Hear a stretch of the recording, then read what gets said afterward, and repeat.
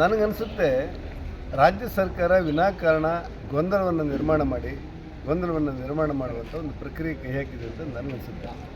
ಯಾಕಂದರೆ ಈ ಹಿಜಾಬ್ ಪ್ರಕರಣ ರಾಜ್ಯದ ಉಚ್ಚ ನ್ಯಾಯಾಲಯದಲ್ಲಿತ್ತು. ಜನತವಿತ್ತ ನ್ಯಾಯಮೂರ್ತಿಗಳು ಕೊಡುವ ತೀರ್ಪಿನ ಸಂದರ್ಭದಲ್ಲಿ ಬಾಬಾ ಸಾಹೇಬ್ ಅಂಬೇಡ್ಕರ್ ಅವರು ಅವತ್ತು ತಮ್ಮ ಭಾವನೆಗಳನ್ನು ವ್ಯಕ್ತಪಡಿಸ್ತಾ ಮಹಿಳೆಯರ ಮೇಲೆ ಹಿಜಾಬು ಅಥವಾ ಬುರ್ಕಾ ಧರಿಸುವಂಥ ಅವಶ್ಯಕತೆಗಳಿಲ್ಲ ಅನ್ನೋದನ್ನು ಅವತ್ತಿನ ದಿವಸಗಳಲ್ಲಿ ಹೇಳಿದರು ಅನ್ನೋದನ್ನು ರಾಜ್ಯದ ಉಚ್ಚ ನ್ಯಾಯಾಲಯದ ನ್ಯಾಯಮೂರ್ತಿಗಳು ಉಲ್ಲೇಖ ಮಾಡ್ತಾ ಇರುವುದನ್ನು ಕೂಡ ಗಮನಿಸಲಾಗಿದೆ.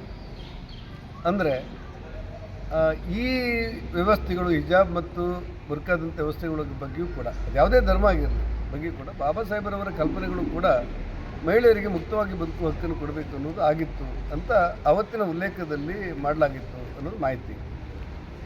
ಈಗ ನ್ಯಾಯಾಲಯದಲ್ಲಿದೆ. ನ್ಯಾಯಾಲಯದಲ್ಲಿ ಸಮವಸ್ತ್ರವನ್ನು ಸ್ಪಷ್ಟನೆ ಕೊಟ್ಟು ಯಾವುದೇ ಧರ್ಮೀಯ ವಸ್ತ್ರಗಳನ್ನು ಧರಿಸಬೇಕಾದಂಥ ಅವಶ್ಯಕತೆಗಳಿಲ್ಲ ಅಂತ ಕರ್ನಾಟಕದ ಉಚ್ಚ ನ್ಯಾಯಾಲಯ ಹೇಳಿದೆ. ಅದನ್ನು ಮತ್ತೆ ಮೇಲ್ಮನವಿ ಮಾಡಿದ್ದಾರೆ ಇಲ್ಲಿಗೆ ಸರ್ವೋಚ್ಚ ನ್ಯಾಯಾಲಯಕ್ಕೆ, ಸುಪ್ರೀಂ ಕೋರ್ಟಲ್ಲಿ ತನಗೆ ಇದು ಬಾಕಿ ಇದೆ.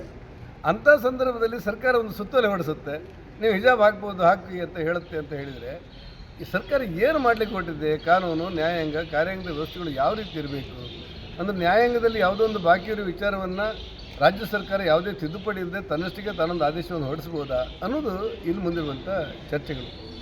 ಅಷ್ಟು ಮಾತ್ರ ಅಲ್ಲ,